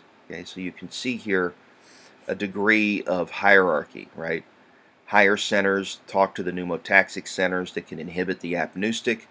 The apneustic can stimulate the dorsal respiratory group, and the ventral respiratory group is also going to have a role in adjusting the rate and depth of respiration. Okay. Inspiratory centers, remember, talk to the inspiratory muscles. Well, what are those? Okay, the diaphragm, the pectoralis minor, the intercostals, okay, specifically the internal intercostals, and also the sternocleidomastoid, the scalenes, and to some extent the serratus anterior, okay, just to name a few. Accessory expiratory muscles, primarily the abdominal muscles, right, the internal and external obliques, the rectus abdominis, and the transverse abdominis, all are involved in pushing the internal organs under the diaphragm up against it, reducing the size of the thoracic cavity, producing more positive pressure around the lungs, and causing you to exhale more vigorously. Okay, so bottom line, the rhythmicity centers generate cycles of contraction and relaxation in the diaphragm. They establish respiration pace, and they modify activity in response to changes in chemical and pressure signals, the chemical signals picked up in the blood and in the cerebrospinal fluid, the pressure signals picked up primarily by the degree of expansion of the lungs themselves. Okay, in forced breathing, we can start here. Inspiratory muscles contract and expiratory muscles relax and inhalation occurs. The dorsal respiratory group and the inspiratory centers of the ventral respiratory group are inhibited. The expiratory center is active. The ventral respiratory group is active. After each inhalation, active exhalation occurs as neurons of the expiratory center of the VRG stimulate the appropriate accessory muscles, and then the inspiratory muscles relax. Okay, we're in the exhalation phase now. And then as we begin to breathe in again, we see increased activity in the DRG stimulating the VRG, which activates accessory muscles involved in inhalation. The expiratory center of the VRG is inhibited, and the inspiratory muscles take over. And the cycle repeats and repeats and repeats. Okay, remember, this is for forced breathing. This is where you're really trying to ventilate the lungs to a much greater degree than when you're at rest in order to sustain extended physical activity. Okay, this is just essentially a rundown of representative respiratory reflexes. I won't go through these. You can pick these up in Chapter 21 in your book. Let's talk a little bit about chemoreceptor reflexes. Under normal conditions, carbon dioxide concentration is the most important factor in influencing respiration. I know you would think that oxygen would be the major player here. Oddly enough, oxygen is a relatively minor role player when it comes to controlling the rate and depth of breathing. The respiratory centers respond differently. A rise of only 10% in arterial carbon dioxide doubles the respiratory rate, so you breathe twice as fast with a 10% increase in carbon dioxide. If oxygen levels have to drop below 60 millimeters of mercury, then you'll also see an increase in respiratory rate. But this is a dramatic drop, okay? You generally don't see something like that in our normal experience. So the CO2 is the major player here. I mean, the oxygen has a role, but it's the carbon dioxide at the end of the day that tells you when and how deeply to breathe. Hypercapnia is increased arterial carbon dioxide concentration. It's most commonly caused by hypoventilation, which is basically a reduction in the rate and the depth of breathing. We see an increase in carbon dioxide stimulation, stimulating the chemoreceptors, and the body responds by increasing the respiratory rate. And we have to do this because we don't want CO2 levels to build up progressively, because it would shift the pH in active tissue down to the point where the tissue could die. As a result, it would change membrane potential. It eventually would denature proteins. It would essentially shut down cell transport as well. So we have to essentially take out the garbage gas, which is carbon dioxide, as quickly as it's produced. Hypocapnia is a decreased arterial carbon dioxide concentration. It's most commonly caused by hyperventilation, such as when you panic. It's in response to low carbon dioxide concentrations. The body will decrease the respiratory rate.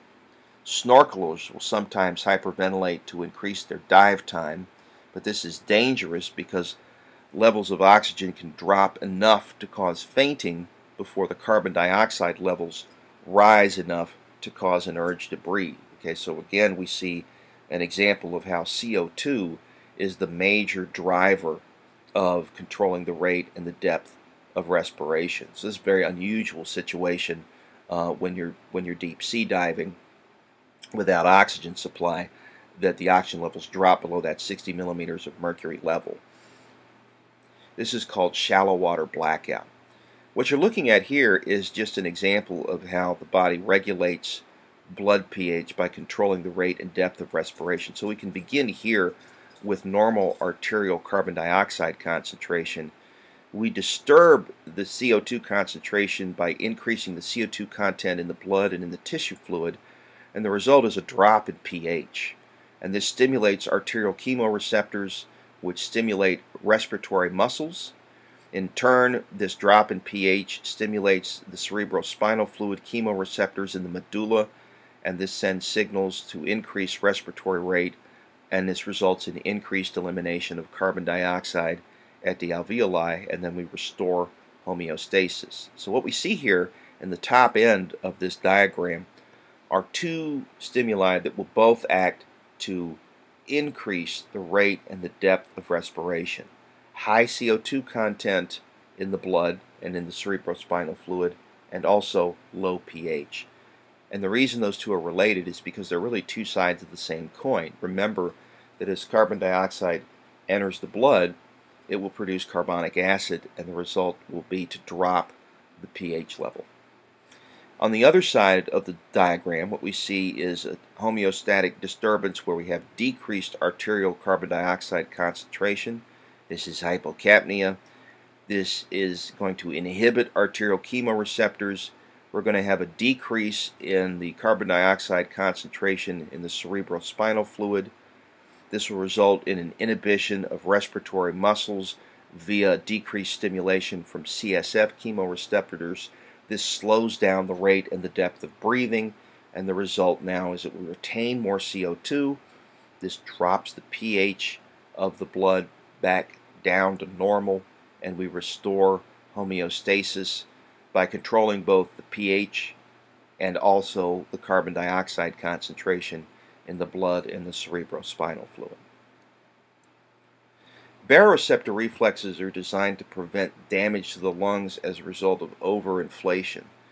Changes in arterial blood are also an important baroreceptor reflex where we're able to check now how much pressure is being produced by fluid force against the vessel walls. And we see baroreceptors in both the carotid and the aortic sinuses. The carotid sinuses up in the neck, and the aortic sinuses, of course, coming right off the base of the heart, right off the left ventricle. They stimulate changes in respiratory minute volume by dropping arterial blood pressure and stimulating respiratory centers. This causes an increase in the respiratory minute volume and an increase in the arterial blood pressure that inhibits the respiratory centers and causes a decrease in the respiratory minute volume.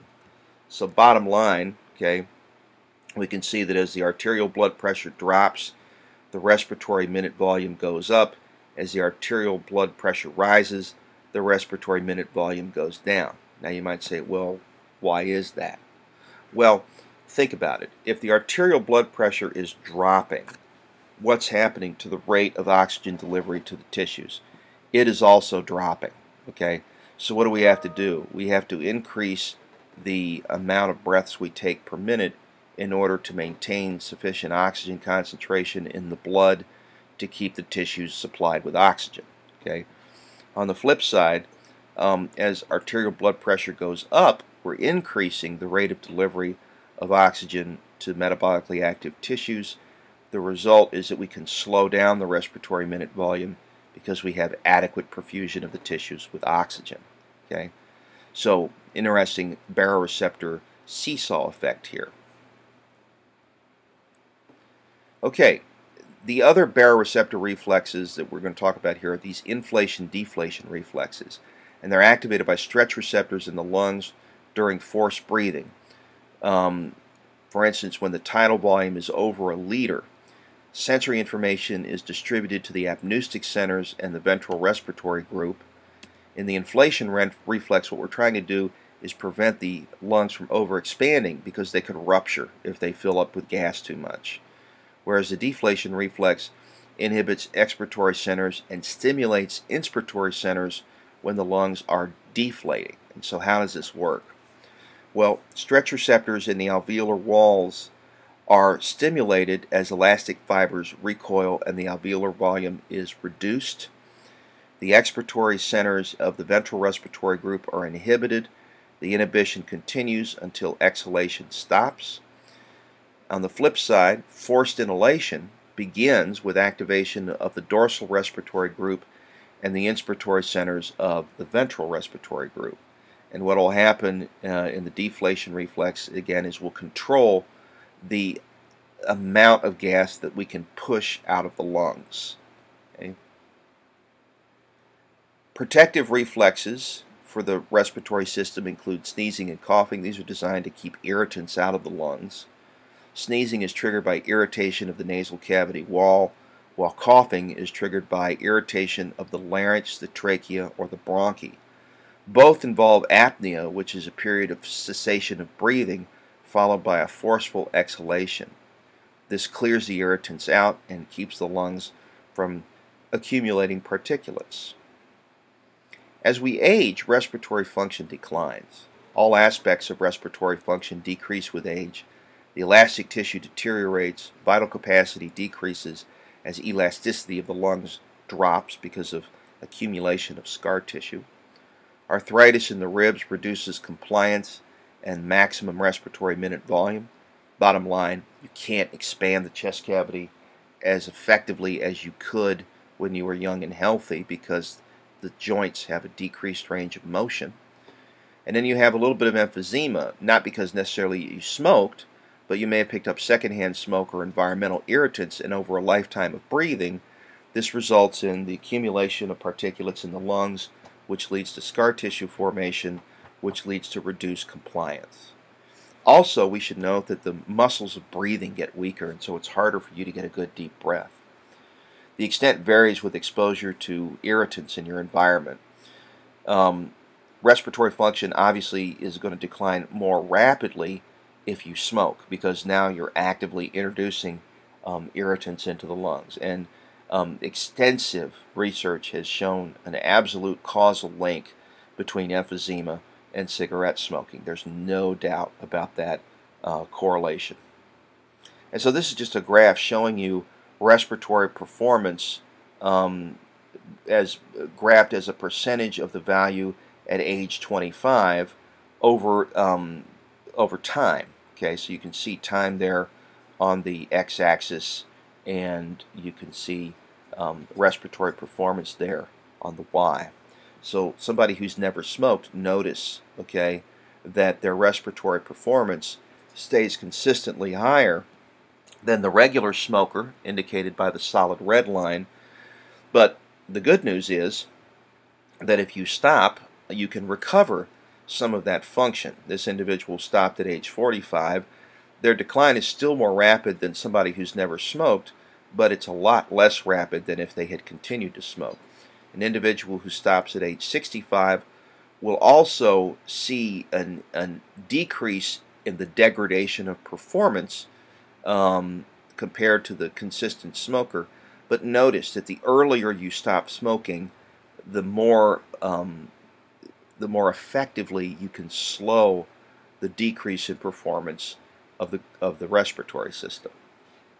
Bottom line, smoking inhibits respiratory function. Lung cancer causes more deaths per year than any other type, and it kills more people per year than colon, breast, and prostate cancer combined. Over 50% of lung cancer patients die within a year, and this accounts for a little over 12% of new cancer cases. 85 to 90% of lung cancer cases have been correlated with cigarette smoking. Now, very important that we understand a difference between correlation and causality here. There is very strong correlative evidence linking cigarette smoking to lung cancer. However, a causal link, a specific causal link, meaning that every time X occurs, Y happens, has yet to be established on the bench in the laboratory. Okay, that's not to say that we should ignore this strong correlative evidence, but we have to understand the difference between correlation and causality in science. Correlation just means that two events track. Okay, it doesn't necessarily mean that one causes the other. A perfect example would be the studies that you can perform that show that in a given community, okay, where you have more churches, you also have more crime per year. Okay, those are two statistics that track. Okay, those studies have been run and they've been done. And now you could look at that information and draw an erroneous conclusion. Organized religion causes crime, right? But if you look deeper into the factors that you're measuring, what you find out is that there's a third factor that links both the number of churches and the crime per year, and that's the size of the population. And so a less misleading study would be one that links the size of the population to the crime rate or to the number of churches, rather than taking two events that correlate and trying to infer a linkage between them. Okay, so in lung cancer, what we have is very strong correlative evidence, but we have yet to establish a causal link. Now, it's known that there are components in cigarette smoke that are carcinogens, that produce an increased rate of cancer in certain cell types on the bench. That we know, but we haven't yet generated now a model in the lab with lung tissue that shows that every time you're exposed to this amount of cigarette smoke, you will definitely produce lung cancer. Okay, so very important that we distinguish between those two things. Likely, the cigarette smoke does cause the lung cancer, but at this point, again, we don't have that definitive causal link. Okay, this is just a look at the incidence of lung cancer per 100,000 people. Note that the males are tracking higher than the females between the window from looks like about 1970 to 2010. Okay, but it has been declining in males. It's unfortunately been rising in females. It's plateaued since about 95. But it's still unacceptably high. Now, interesting thing about cigarette smoke is that the harmful effects of cigarettes have been known since long before the Surgeon General put a warning on a pack of cigarettes. It was known back in colonial times that cigarettes were bad for your health. They used to have the nickname coffin nails. So back in the years that Ben Franklin was still running around the U.S. trying to establish our new nation, we already knew that cigarettes were bad for your health. So this is not something novel that we've just come upon in the last 10 or 20 years. We've known this for quite a long period of time. Okay, cigarette smoke contains several carcinogens. The mucus and the cilia in the normal respiratory epithelium help clean inhaled air, but they get paralyzed because of the carbon monoxide in the cigarette smoke, and this results in more irritants and carcinogens getting into the lungs. This causes changes in the epithelium, dysplasia, where the cells are damaged and functional characteristics change. The cilia get damaged and paralyzed as a result of the carbon monoxide, but also other components in the cigarette smoke. And this change causes a buildup of mucus as the tar in the cigarette smoke and the mucus accumulate in the lungs. It irritates and inflames the lungs. It kills the alveoli, and you have the establishment absolutely of emphysema. Okay, no doubt about that. Progressive changes to the respiratory epithelium also include metaplasia, where the tissue changes structure. The epithelium converts to stratified epithelium to protect the underlying layers. And then sometimes we see neoplasia, where we have the growth of abnormal cells forming cancerous tumor, and anaplasia, where the cells become malignant and metastasize to other parts of the body. Now, does everybody who engages in cigarette smoking throughout their life end up with neoplasia and anaplasia? And the answer is no. In addition, do people who've never smoked a day in their life end up with neoplasia and anaplasia in the lungs? And the answer is yes. Okay, and so that's what bucks the trend and causes us to say that the evidence is correlative, but we have yet to produce now the causal link. Okay, this is just a look at the changes that occur in cigarette smokers over time. The chemicals and the carcinogens in the smoke can generate dysplasia, see changes in cell shape and in cell activity. Metaplasia, right, which is again a change in the cell layering and the cell characteristics. And then neoplasia and anaplasia, which is the irreversible production of cancer cells that have the potential to spread throughout the body using the circulatory system and the lymphatic system as a route. Okay. Danger, of course, remember, is that the respiratory system lies very close to a lot of lymphatics and lymph nodes. As a result, it's very easy for lung cancer to jump from the lungs into the lymphatic system and from there to spread throughout the body. Okay, so that again is one of the reasons why we worry particularly about lung cancer in these individuals. Okay. All right. That brings us to the end of Chapter 21. Remember, you are responsible for this material. You will be tested on it, both in lecture quizzes and also in the exam. So make sure and take notes. If you have any questions, ask me, and I'll see everybody in class. Thanks.